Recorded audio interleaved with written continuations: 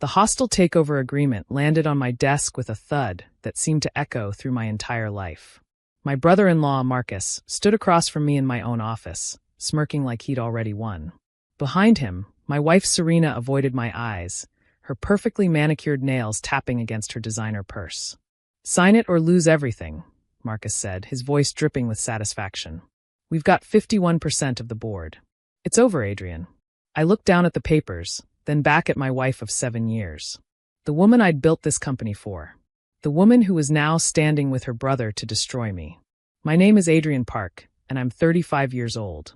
5 years ago, I founded Next-Gen Security Systems in my garage with nothing but a laptop, a soldering iron, and an idea for revolutionizing home security through AI integration. Today, it was valued at $100 million. Tomorrow, if Marcus had his way, it would be his. "Serena," I said quietly, "you're really doing this?" She finally met my eyes, her expression cold. "It's just business, Adrian. Marcus can take the company to the next level. You're too cautious." Cautious. That's what she called it when I refused her brother's increasingly aggressive expansion plans. When I wouldn't compromise our product quality for faster profits. When I insisted on maintaining the engineering standards that had built our reputation. I picked up the pen, feeling its weight. 5 years of 18-hour days. 5 years of missed vacations, postponed dreams, everything sacrificed for this company. And now my own wife was taking it away. "Before I sign," I said slowly, "I need to know why." Marcus laughed, a harsh sound that filled my office. "Why?"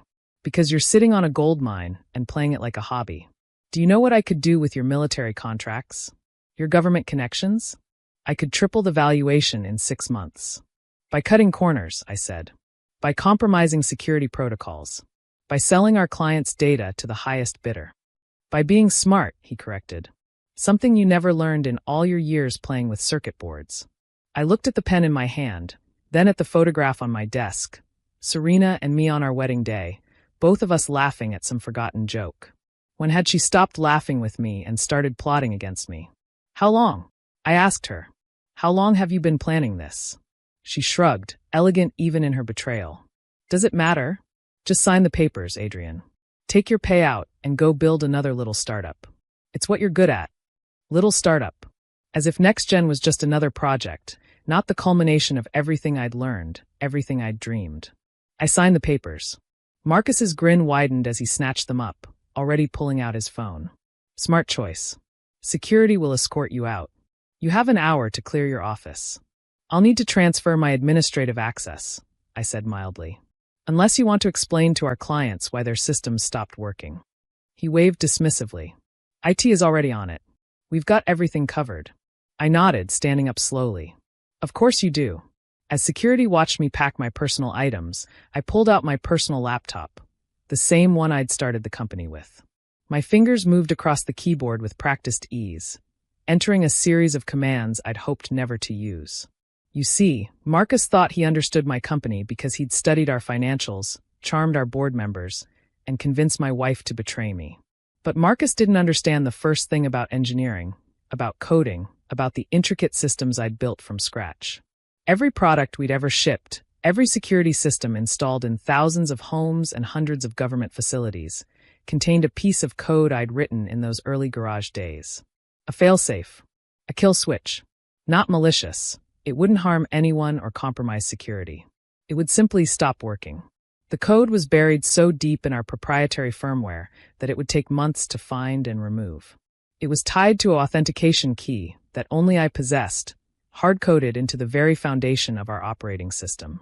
Without regular authentication from my personal server, which I'd maintained separately from company infrastructure, every next-gen system would enter permanent safe mode within 72 hours. Safe mode meant no features beyond basic locks. No AI integration. No smart home connectivity. No advanced threat detection. Just expensive doorknobs and window sensors. As I carried my box of belongings past the engineering department, I saw my team, the brilliant minds I'd recruited and mentored, watching with confusion and concern. I'd built this company as much for them as for myself. They deserved better than Marcus's leadership. Adrian, Rachel, my lead engineer, stood up. "What's happening?" "Change in leadership," I said calmly. "Take care of each other." She frowned, catching something in my tone. Rachel was brilliant. She'd figure it out soon enough.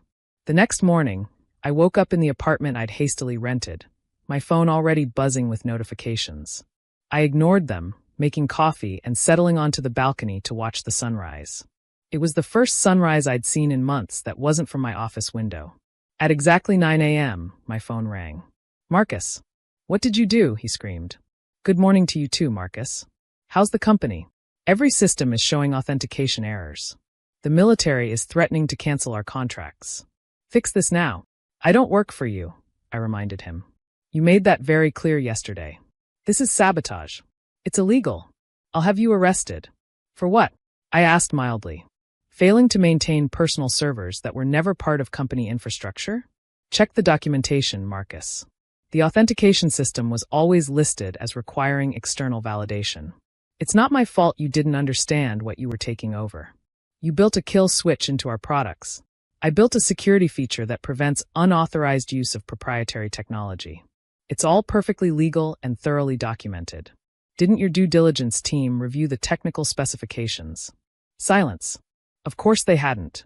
Marcus had been so focused on the financial opportunity that he'd ignored the technical details, the very foundation of what made NextGen valuable. "What do you want?" he asked finally, his voice strained. "What I wanted was to run my company in peace," I said. "But that ship has sailed. Enjoy your new acquisition, Marcus. I'm sure you'll figure it out eventually." I hung up and turned off my phone. The next few days were entertaining, to say the least. The tech press had a field day. NextGen systems fail nationwide. Military contracts in jeopardy as security systems malfunction. New CO scrambles as company valuation plummets. My former employees started reaching out. Rachel was first. "Adrian, the authentication servers. They're not company property, are they?" "Never were," I confirmed. "Personal project. Predated the company founding." "Genius," she breathed. "How long do they have?" "About 60 hours before permanent lockout." "And to fix it?" "Complete firmware rebuild. New architecture. 6 months minimum, assuming they can find engineers good enough to reverse engineer 5 years of my work." She was quiet for a moment. "They fired half the engineering team this morning. Said we were redundant." My jaw clenched. I'd suspected Marcus would make cuts, but this was faster than expected. "Who's left?" "Junior developers. No one who understands the core architecture." An idea began forming.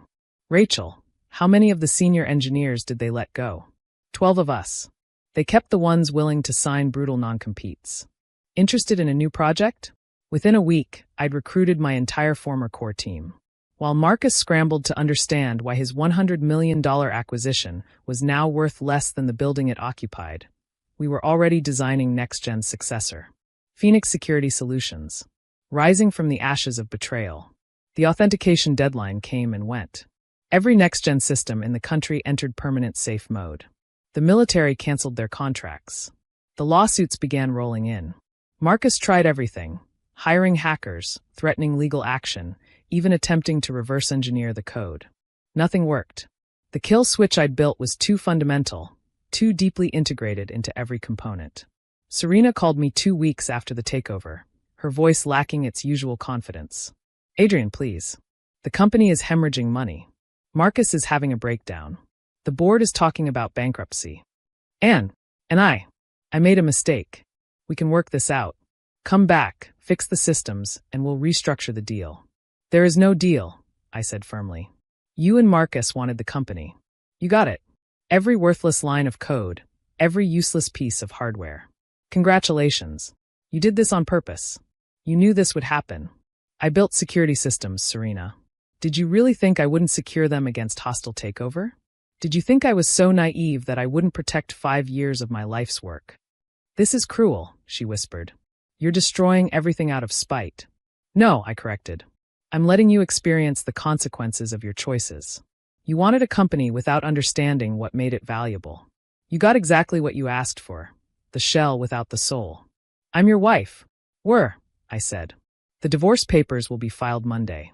I suggest you and Marcus focus on explaining to your investors how you destroyed a $100 million company in less than a month."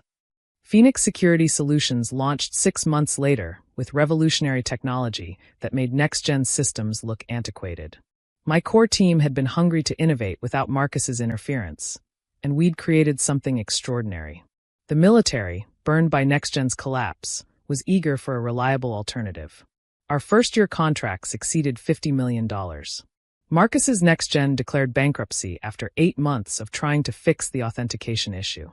The engineering costs alone had drained their reserves, and without functional products, revenue had disappeared. The board sued Marcus for mismanagement.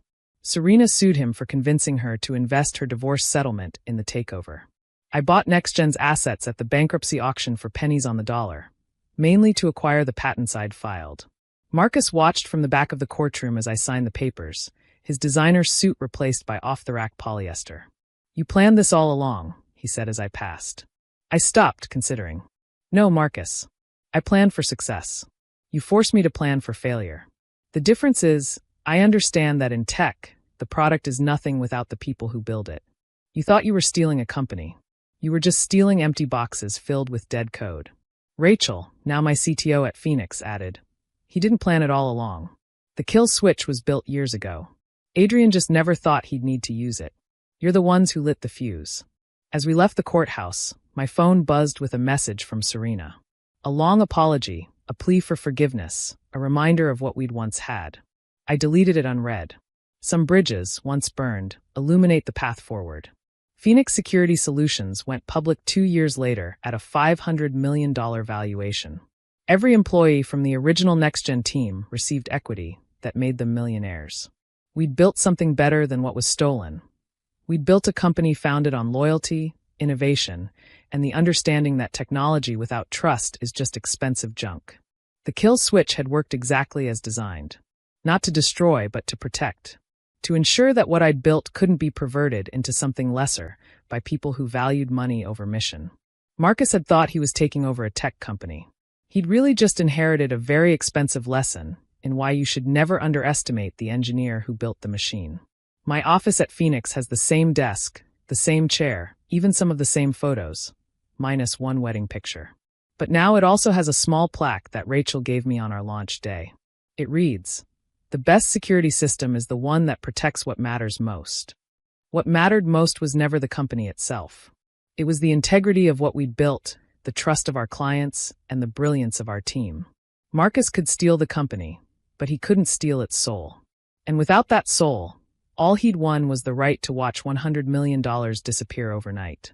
The kill switch wasn't revenge. It was justice, delivered in the only language people like Marcus understand: complete and total system failure.